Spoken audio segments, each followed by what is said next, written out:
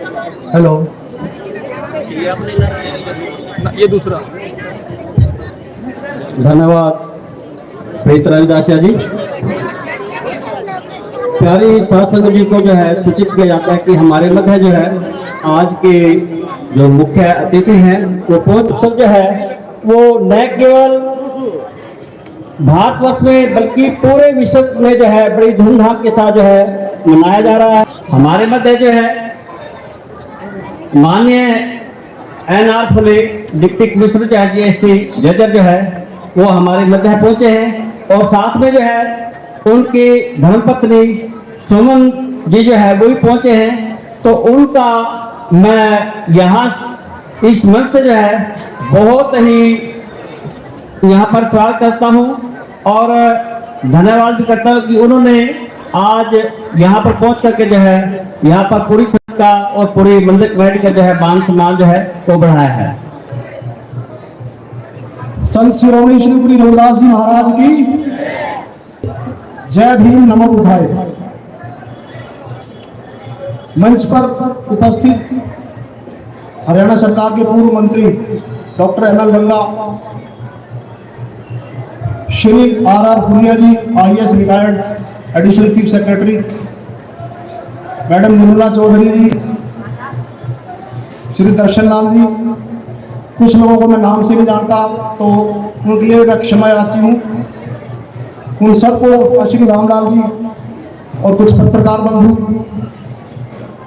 एवं छायाकार साथियों, सभागार में मौजूद संत शिरोमणि श्री गुरु रविदास जी के भक्त लोग, भाइयों और बहनों, आप सबको मैं गुरु जी महाराज जी के चरणों में नमन करते हुए 646वें जयंती पर सबको बधाई देता हूँ। गुरु जी महाराज का जन्म ऐसे समय में हुआ जब देश गंभीर टाइप की समस्याओं से जूझ रहा था। उन समस्याओं में क्या क्या था? जात पात, छुआछूत, विषमताएं, पाखंडवाद, मूर्ति पूजा, और उन्होंने डट कर इसका सामना किया। उनके समय में जो भक्ति काल था उस काल को भक्ति काल कहते हैं। उसमें गुरु रामदेव जी महाराज, पलटू जी, बाबा भुल्ले शाह, संत कबीर जैसे संत हुए तो सबके अपने अपने विचार थे। लेकिन जो हमारे संत रविदास जी महाराज हैं वो दलित चमार जाति से सभी को पता है। उस समय समाज में इतनी पीड़ा व्याप्त थी जात पात की, तो उनके मन के अंदर बड़ी घृणा थी। इस बेड़ियों को तोड़ना चाहते थे। वो जगह जगह जाकर सत्संग करते थे, लोगों को जागरूक करते थे, इस पाखंडवाद से बचो। उन्होंने एक परिकल्पना की थी बेगमपुरा की। बेगमपुरा का मतलब है ऐसी जगह जहां पर कोई गम ना हो। ये परिकल्पना इससे पहले भारतवर्ष तो क्या पूरे विश्व में नहीं मिली। आज के फिलोसफर और दार्शनिक लोग इसको उटोपिया से इसकी तुलना करते हैं, जो थॉमस मूर ने लिखा था। वो जो उटोपिया था वो फ्रेंच रिवॉल्यूशन और इंग्लैंड में जो सामंतवाद था और वर्ल्ड वार को मैं गलती से कह गया, वर्ल्ड वार के लिए सॉरी, उसके परिणाम स्वरूप उटोपिया का उन्होंने परिकल्पना की थी। उटोपिया क्या था? एक ऐसा टापू अटलांटिक में जिस पर किसी प्रकार का कोई भेदभाव नहीं होगा, सब समान हो गए, सबको खाने पीने का हर चीज का प्रबंध होगा। तो गुरु रविदास जी ने उनसे भी पहले उन्होंने 1512 ईस्वी में लिखी थी और गुरु जी महाराज ने लगभग 1450-60 के आसपास लिखी है, क्योंकि 1433 में उनका जन्म हुआ और 1460 के आसपास इसकी रचना हुई। तो बहुत सारे विद्वानों ने कहा है कि कितने महान होंगे उनके विचार। कुछ लोग कहते हैं कि वो पढ़े लिखे नहीं थे। थोड़ी सी पेशेंस चाहिए, मैं 10-15 मिनट लूंगा। अपने समाज को थोड़ा जागृत करने का भी हमारा बुद्धिजीवियों का काम है। उनको हिंदी, संस्कृत, अवधी, पाली इन भाषाओं का ज्ञान था और पंजाबी। कुछ लोग जो विद्वान मेरे पास मेरे साथ बैठे हैं मंच पर, ये मेरे ज्यादा समझते हैं। पंजाबी की जो लिपि है गुरुमुखी का क्रिएशन हमारे संत श्रोमणी श्री गुरु रविदास जी के हाथों से हुआ है। ये मैं ऐसे सुनी बात नहीं कहता। इस बारे में लाहौर हाई कोर्ट से बठिंडा कोर्ट में एक याचिका डाली गई थी। उसके डिटेल्स है, मैं जस्ट आपको शेयर करना चाहूंगा कि हमारे गुरु जी महाराज कितने विद्वान थे। 1932 में केस डाला गया था। ये केस नंबर था 875/1932-E8 बठिंडा कोर्ट में था। केस जो दायर करने वाले हैं उनका नाम है देवीदास सुपुत्र श्री नेगराल, हाजम कबीर पंथी, ये उनकी कास्ट थी और रहने वाले थे वो बाग मोटमिल अमृतसर के। इस पे दावा था कि गुरुमुखी किसने लिखी है। आपको ज्ञात है कि गुरु रविदास जी महाराज की करीब 40 शब्द और कुछ श्लोक गुरु ग्रंथ साहब में दर्ज हैं। जैसे आदरणीय श्री रंगा साहब ने बताया, उनके बगैर तो सारी कृतियां, सारे ग्रंथ अधूरे हैं। मैं इनकी बात से पूरी तरह सहमत हूं। गुरु रविदास जी कहते हैं कि फल की भी इच्छा करो। अगर फल की इच्छा नहीं करेंगे तो आपको मोटिवेशन कहां से आएगा। कोई आदमी, कोई बच्चा इसकी तैयारी कर रहा है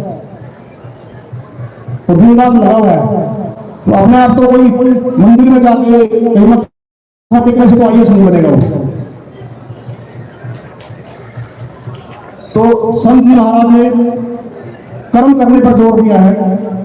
जहां हिंदू धार्मिक ग्रंथ हमारे लिए गालियों से भरपूर थे, वहीं इन्होंने श्रम को महत्व दिया। साखियां हैं जो हमारे डॉक्टर फूलिया साहब ने बताई है। डॉक्टर बी आर अम्बेडकर के समय में भी जात पात छुआछूत बहुत चरम सीमा पर थी। हालांकि लगभग उनका जन्म 1891 में हुआ और गुरु रविदास जी महाराज 1433 में पैदा हुए थे। तो करीब 500 साल के करीब का अंतर हो गया। लगभग 500 साल में भी, 500 तो छोड़ो, बेशक संविधान में हमें प्रावधान मिल गया है बराबरी का, लेकिन कहां तक लागू है ये सब तो मालूम है। आज भी उत्तराखंड में किसी स्कूल में किसी दलित महिला के हाथ से बच्चे खाना खाने से मना कर देते हैं। राजस्थान में जालौर जिले में एक दलित बच्चा जो 9 साल का था, उसको मटके का हाथ लगाने के कारण पीट कर मार दिया जाता है।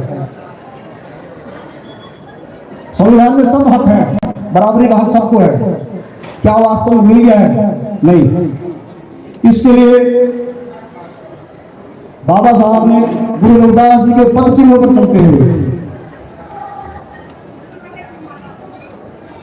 हमें संगठन बनाने का आह्वान किया। जैसे बाबा साहब के जो नारा है, एजुकेट, यानी कि शिक्षित बनो, एजुकेट यानी कि संघर्ष करो, और ऑर्गेनाइज यानी कि संगठित रहो। तो जो ये बाबा साहब का नारा है, ये सारे जो नारे हैं संत रविदास जी की साखियों में, उनके शब्दों में मिलेंगे आपको। सबसे पहले गुरु रविदास जी ने सच्चाई के ऊपर कहा है कि हमेशा सच पर अडिग रहो। पहली साखी जो सच के ऊपर है, रविदास सत मत छोड़िए जग लो घट में प्राण, दूसर कोई धर्म नहीं जग में सत्य समान। यानी कि सच्चा धर्म जो है सिर्फ सत्य है। बिल्कुल शॉर्ट में सुनाऊंगा, ज्यादा टाइम नहीं लूंगा। दूसरा है जात पात और समानता के बारे में। बाबा साहब ने भी कहा है, गुरु रविदास जी ने भी कहा है, रविदास जन्म के कारण होत ना कोई नीच, यानी जन्म के कारण कोई नीच नहीं होता। नर को नीच कर डाली है ओछे कर्म की कीच, यानी कि जो जन्म से है वो छोटा बड़ा नहीं होता। जाति जाति में जात है, जो केलन के पाप रविदास ना मानुष जुड़ सके, जो लो जात ना जात। यानी कि एक जात के पीछे दूसरी जात, फिर तीसरी जात। आप लोग सारे, मुझे लगता है ना तो कोई बहन में दिखाई दे रहा, हमारी कास्ट के अलावा शायद यहाँ पे कोई नहीं है। हालांकि ये भी कोई अच्छी बात नहीं है। गुरु रविदास जी महाराज की जयंती कम से कम शेड्यूल्ड कास्ट लोगों को तो सबको मिलानी चाहिए, मिलकर बनानी चाहिए। चाहे कोई बात नहीं, एक आइडिया है समाज को जोड़ने का, क्योंकि पुराने ग्रंथों ने तो सबको विभक्त किया था, और हम और हमारे गुरु जी महाराज जोड़ने का काम करते हैं। यानी कि हमारे शेड्यूल्ड कास्ट या हमारी चमार बिरादरी में क्या आप लोगों को विश्वास है कितनी जातियां होंगी? कोई एक अंदाजा बताओ, जस्ट आइडिया, 5, 10, 15, 20, 50, कोई आइडिया बताओ कितनी है? चमार बिरादरी की बात कर रहा हूं मैं। रिकॉर्ड के अनुसार 1056 है। 1056 में 5-10 तो मैं भी गिनवा सकता हूं। चमार हो गया, चामड़ हो गया, रैगर हो गया, जाटव हो गया, और मेघवाल भी है, कुछ कबीरपंथी भी है, धूसिया है, हंसिया है, धूसिया है, कुछ मेरे को सारे याद नहीं है वैसे, लेकिन 1056 है। ये जातियां अपने आप थोड़ी बनी है, ये जातियां बाद में बनाई गई है ताकि हम लोग बटे रहे। और संत श्री गुरु रविदास जी महाराज और बाबा साहब ने क्या कहा था कि मिलकर रहो, जातियों को तोड़ो। जाति तोड़ने के लिए दोनों ने काम किया है, गुरु रविदास जी महाराज ने भी काम किया है, और बाबा साहब ने तो आप सबके सामने हो, तो कोई ज्यादा पुरानी बात नहीं है। तीसरी बात, जाति पाति के फेर में उलझे रहे सब लोग, मनुष्यता को काट खात है रविदास जाति का रोग। यानी जात पात में सब बढ़ रहे हैं, उसे मानवता ही खत्म हो गई है। आदमी आदमी को आदमी नहीं समझता है। तीसरा जात पात के बारे में गुरु जी महाराज ने कहा है, पूजिए चरण चंडाल के जो हो गुण प्रवीण, रविदास ब्राह्मण मत पूजिए जो हुए गुणहीन। गुणहा ये सर्वत्र पूजनते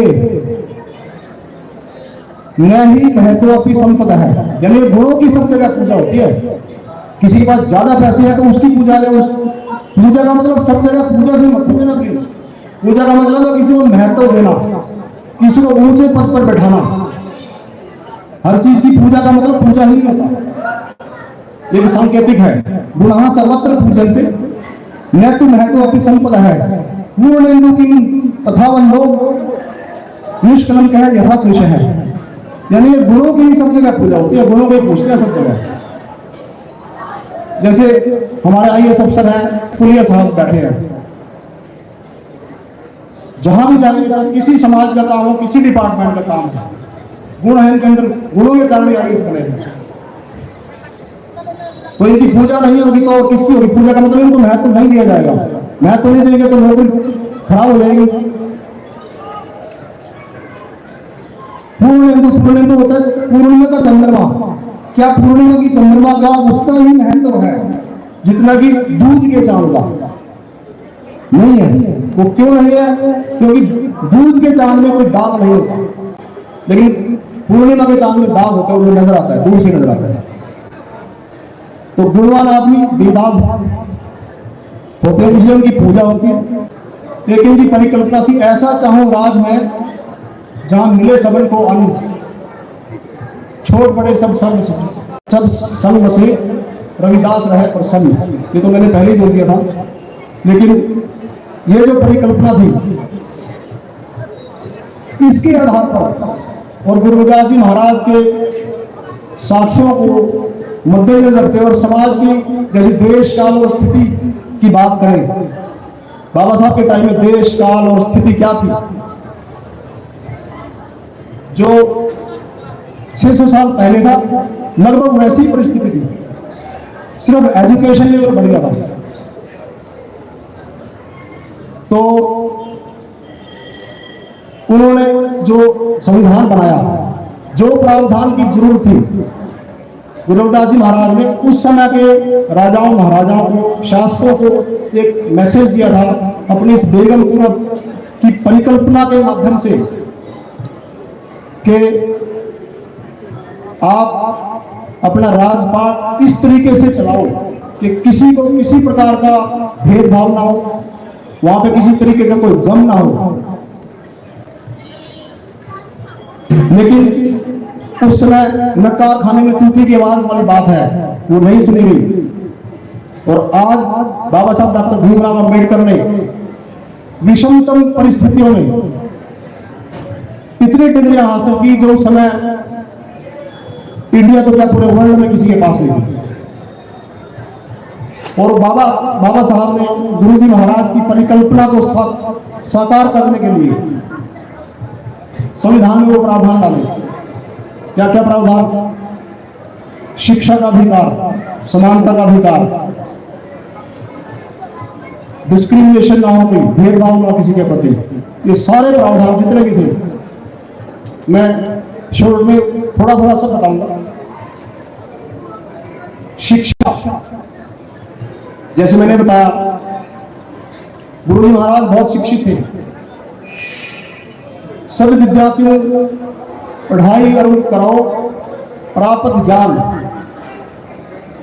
सभी विद्यार्थियों पढ़ाई यानी अच्छी विद्या की पढ़ाई करो और करो प्राप्त ज्ञान। कह रविदास विद्या बिना है नरकोरा अज्ञान, यानी कि बिना एजुकेशन के तो नरकोरा अज्ञान है। साधु अविद्या अहित की ताते वेद दीप बयान नहीं, यानी कि हे साधु लोगों, अविद्या यानी कि अशिक्षा ने तो हमारा इतना नुकसान कर दिया है कि हमारा विवेक रूपी जो दीप है उसको बुझा दिया, यानी कि हमारे अंदर सोचने समझने की शक्ति ही नहीं रही। यह उस जमाने में लिखा गया था क्योंकि उस जमाने में स्लेवरी टाइप यानी कि नौकर और मालिक का सिस्टम था उस जमाने में, तो हमारे लोग उससे बाहर ही नहीं आ पाते थे। हालांकि सामंतवाद टाइप की सिस्टम आज भी हमारे देश में प्रचलित है, लेकिन उस लेवल पे नहीं है, कानून का डर है। अब हमारे समाज के पत्रकार भी आ गए हैं, आदरणीय जरनैल सिंह रंगा जी, इनको हमें सपोर्ट करने की जरूरत है। अगर पत्रकार हमारे समाज से आएंगे तो ना तो हमारे समाज के ऊपर जातियां होंगी तो मीडिया में आएंगी, और मीडिया में आएंगी तो कोई भी शासक ज्यादा दिन तक उसको दबा नहीं सकता। दूसरा नारा जो बाबा साहब ने दिया था, ऑर्गेनाइज, संगठित रहो, और गुरु रविदास जी महाराज ने उसके बारे में क्या कहा है? कहे रविदास मिले नित दास, जन्म जन्म की काटे फांस। यानी कि इनका कहना है कि गुरु रविदास जी महाराज कहते हैं कि हमारे लोगों को मिलकर मतलब हर रोज मिलना चाहिए। हम लोग बैठते नहीं हैं, सब अपने अपने काम में बिजी हैं। महात्मा बुद्ध के समय में, जैसे रिस्पेक्टेड श्री फुलिया साहब ने कहा, महात्मा बुद्ध की लाइन पे ही चलने वाले हमारे गुरु रविदास जी महाराज हैं। तो उस जमाने में क्या था, श्रमण संघ की मीटिंग होती थी, हर रोज मिलते थे, अपनी समस्याएं डिस्कस करते थे, उनका सॉल्यूशन डिस्कस करते थे। अब जो हमारे जो वेद पुराण है, हमारा समाज उससे ज़्यादा छूता नहीं है, अभी ज़्यादा दिन में हमारे अंदर जागरूकता है। लेकिन शायद आप लोगों को, कुछ लोगों को जरूर जानकारी होगी जो शर्मल संघ की मीटिंग अटेंड करते हैं। श्री एसपी परिहार जी, एससी सुपरिटेंडेंट इंजीनियर है इरिगेशन डिपार्टमेंट में हिसार में, उन्होंने पूरे इंडिया से हमारे समाज के या जो भी बौद्ध बनना चाहते हैं या बौद्ध के रास्ते पे चल रहे हैं, अपने समाज को जोड़ने का काम कर रहे हैं, उनकी हर रोज मीटिंग होती है रात को। तो मैं क्या बता रहा था कि शनिवार को मीटिंग होती थी, वो कंपलसरी थी। और हमारे समाज को धार्मिक ग्रंथों में कहा गया कि शनिवार को ये काम मत करना, वो काम मत करना, जबकि वो हमारे संगठन से डरते थे, ऑर्गेनाइजेशन से डरते थे। हमें आज तक ऑर्गेनाइज होने ही नहीं दिया गया। तो शनिवार की जो बेड़ियां हैं वो हटाने की जरूरत है। शनिवार का मतलब इकट्ठे रहो। और पहले क्योंकि महात्मा बुद्ध और उनके श्रमण लोग जो है वो ये करते थे, भिक्षु लोग, उसे दुखी आकर उनका पूरा इतिहास, पूरा साहित्य, पूरा लिटरेचर आपको पता ही सारा डिस्ट्रॉय कर दिया, नहीं कुछ मिलते ही है। और तो छोटा गुरु रविदास जी महाराज की वाणियां, आपको क्या लगता है सिर्फ उन्होंने 40 पद लिखे होंगे जो गुरु ग्रंथ साहब ने? ढेर सारे, लेकिन भूले नहीं लिखते वो, क्योंकि फिर वो दूसरी चीज खत्म हो जाती है। अगर वो सब कुछ हमारे पास होता तो मैं, क्योंकि मैं कोई राजनीतिक आदमी नहीं हूं, मैं अपनी सीमा से बाहर बात नहीं कर सकता, लेकिन समाज वो दंश अभी भी झेल रहा है।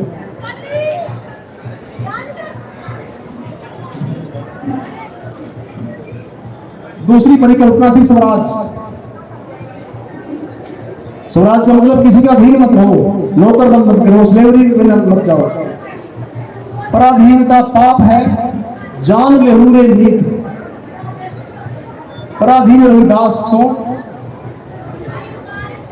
कौनो करे है प्रीत, यानी कि पराधीनता तो अभिशाप है। जो आदमी पराधीन है उसे कोई कार्य नहीं करता। पराधीन के दीन का, पराधीन के दीन, पराधीन का दीन क्या? पराधीन के दीन, पराधीन का कोई धर्म नहीं होता, अपना कोई धर्म नहीं। जो उसका मालिक का धर्म है या जो वो कहेगा वही उसका करना पड़ेगा।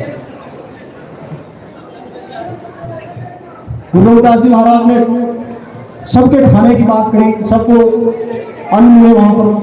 ऐसी जो है, ऐसा देश, ऐसा स्थान मैं चाहता हूं। आपको पता है 2013 में फूड सिक्योरिटी एक्ट आया है, 2013 में।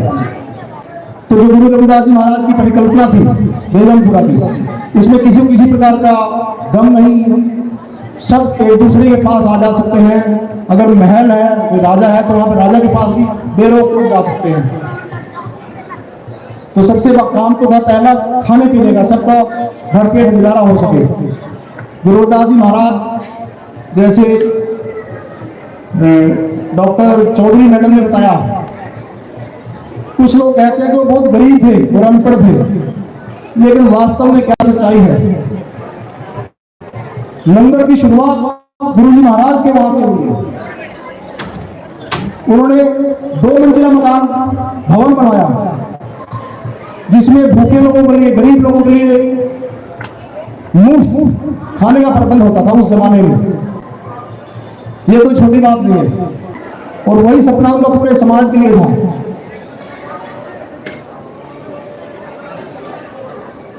तीसरा, उन्हें आत्मसम्मान सिखाया। फुलिया साहब ने उन्होंने कितने आंदोलन चलाए वो सारे गिनवा दिए। मैं शॉर्ट में जस्ट आपको बताना चाहता हूं कि आत्मसम्मान के बारे में उन्होंने क्या कहा है। श्रम को ईश्वर मान, श्रम यानी कि मेहनत को ईश्वर मानकर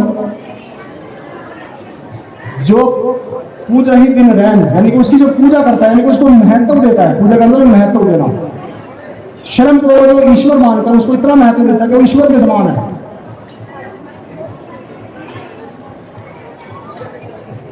रविदास के नहीं संसार में है, सदा मिला ही सुख चैन। रविदास जी कहते हैं कि उसी आदमी को पूरी दुनिया में सुख चैन मिल सकता है। यानी अगर आप हराम की कमाई करोगे, गैर मेहनत की कमाओगे, तो आपको सुख चैन कभी नहीं मिल सकता। तीसरा है समाज सेवा।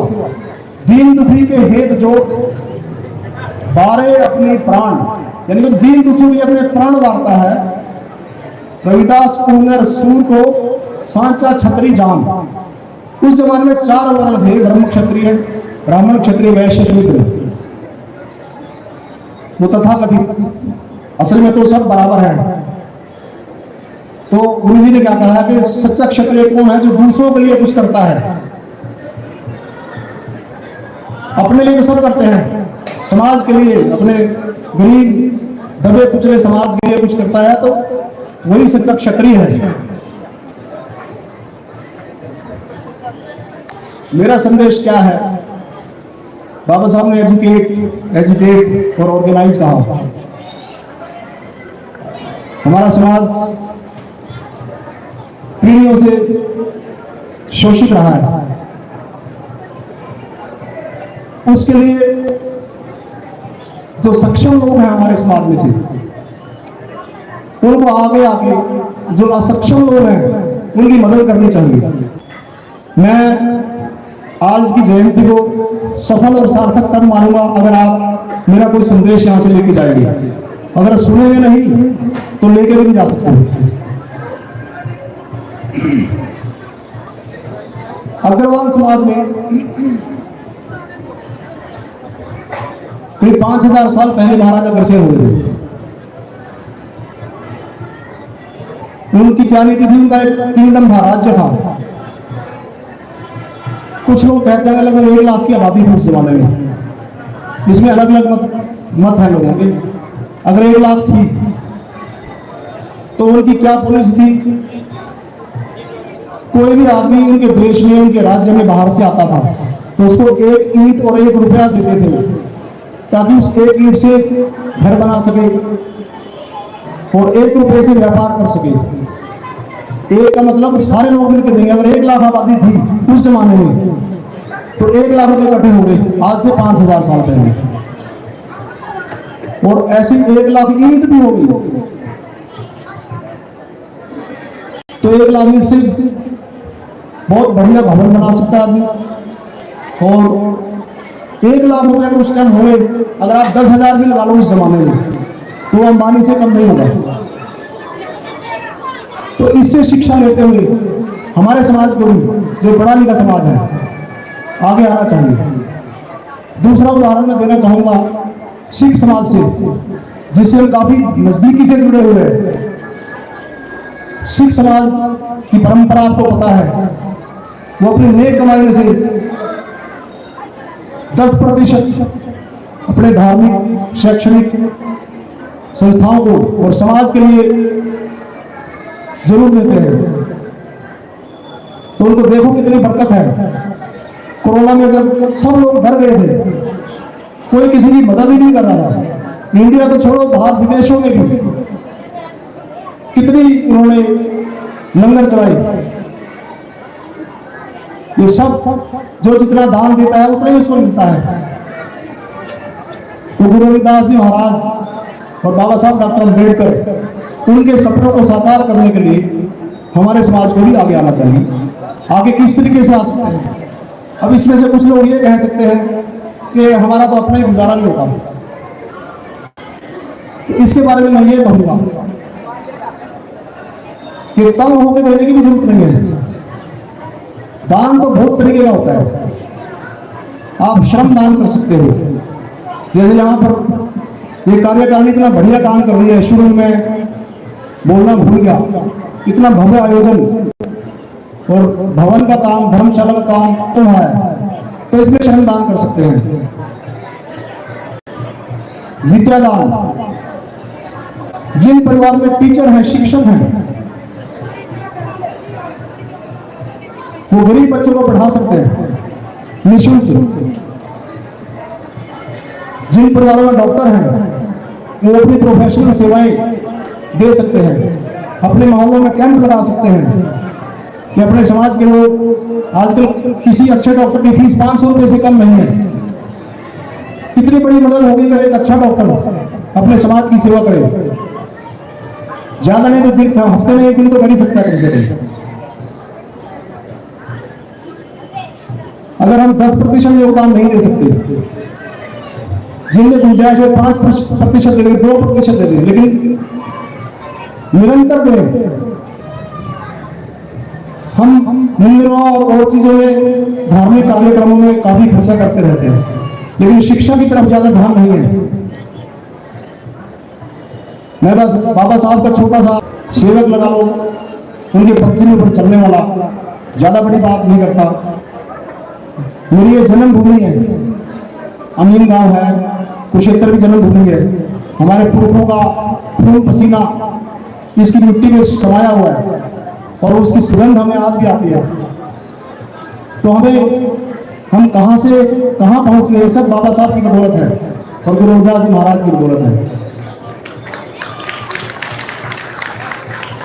अगर हम कुछ नहीं कर सकते अपने समाज के लिए, फिर ऐसे तो कोई भी प्राणी जी कर चला जाता है। अगर धरती पाए हो कुछ एहसास होना चाहिए कि हाँ इंसान हो, इंसानियत बरत के दिखाओ, अपने समाज के लिए कुछ करके दिखाओ।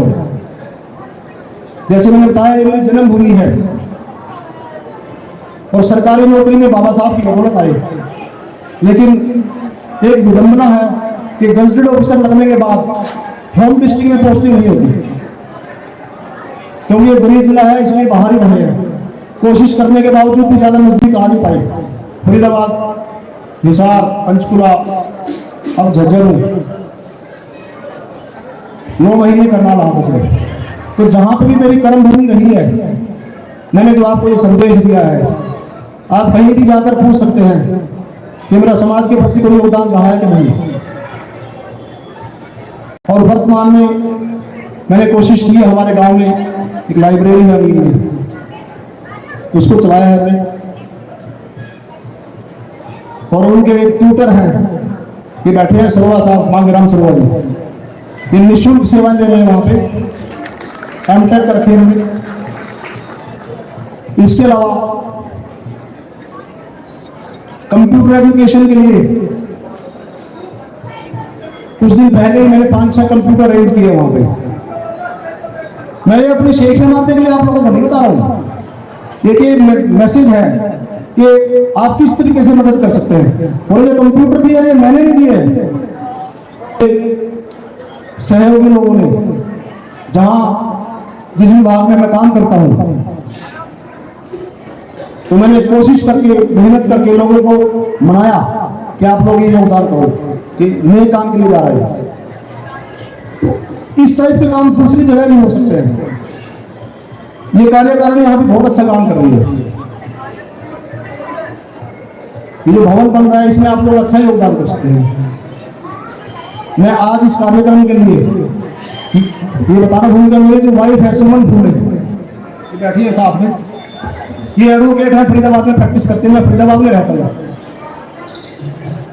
तो इस कार्यक्रम के लिए मैं, मेरी तरफ से 28,000 रुपये और मेरी वाइफ की तरफ से भी 28,000 रुपये, 56,000 रुपये योगदान देना चाहता हूँ। ये योगदान सिर्फ आज के इस कार्यक्रम का है। और जो भी एजुकेशन से संबंधित, शिक्षा से संबंधित कोई भी काम होगा, तन मन धन से मैं आपके साथ हूं। जो भी कार्यकारिणी आदेश करेगी, सिर्फ मैं ही नहीं करूंगा, और भी अपने साथियों से करवाऊंगा। कार्यकारिणी की महानता मैं इस बारे में समझता हूं कि अगर ये चाहते किसी बड़े राजनेता को, किसी मंत्री को यहां बुलाकर 25-30 लाख रुपए का योगदान बड़े से मिल सकता था। पिछले साल मैं जयंती पे हिसार में था, तो वहां पे एक मंत्री जी ने 25 लाख रुपए दिए, दूसरे ने 21 लाख रुपए दे दिए। तो ये भी मंत्री को बुला के जयकारी लगवा के कर सकते थे। लेकिन मुझे लगता है कि कहीं ना कहीं बाबा साहब की पंक्ति में ऊपर चलने वाले आदमी हैं, ये बहुत बड़ी बात है।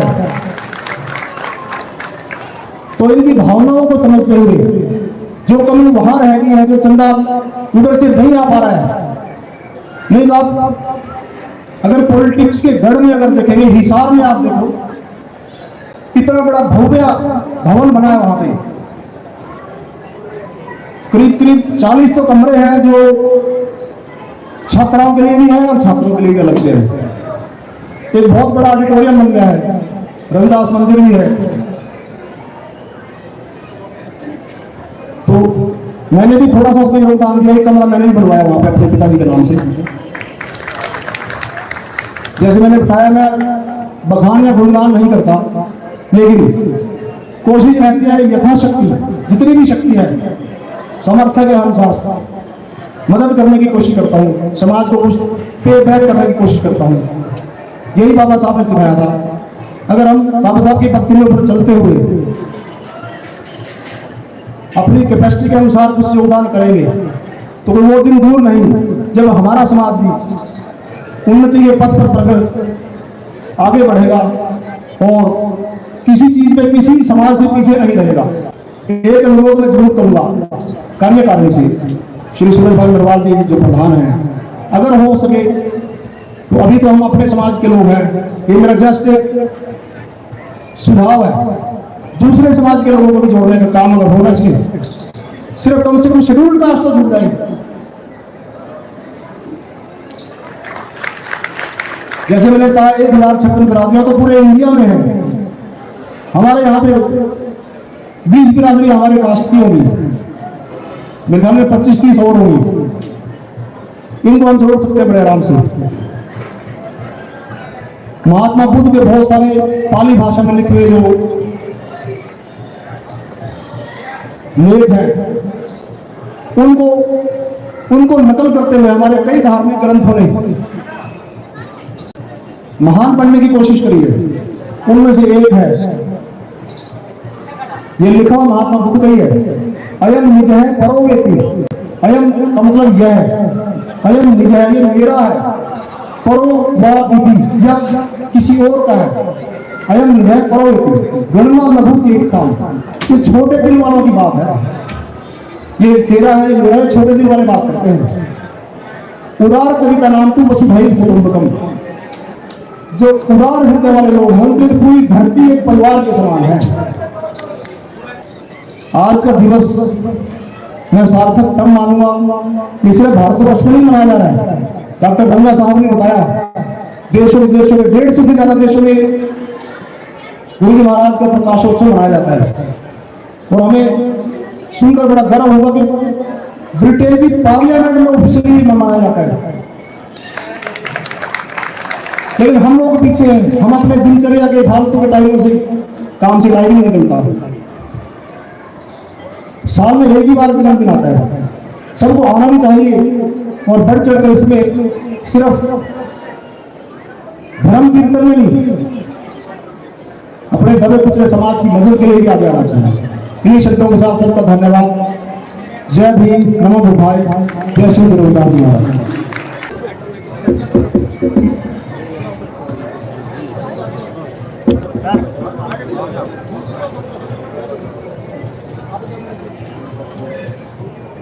जी हाँ जी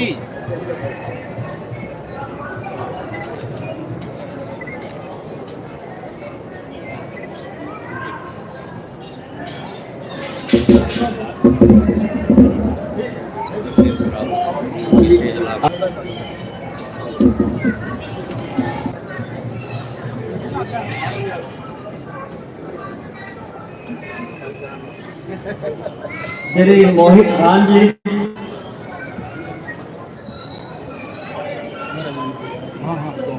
गंगा जी आप भी आए।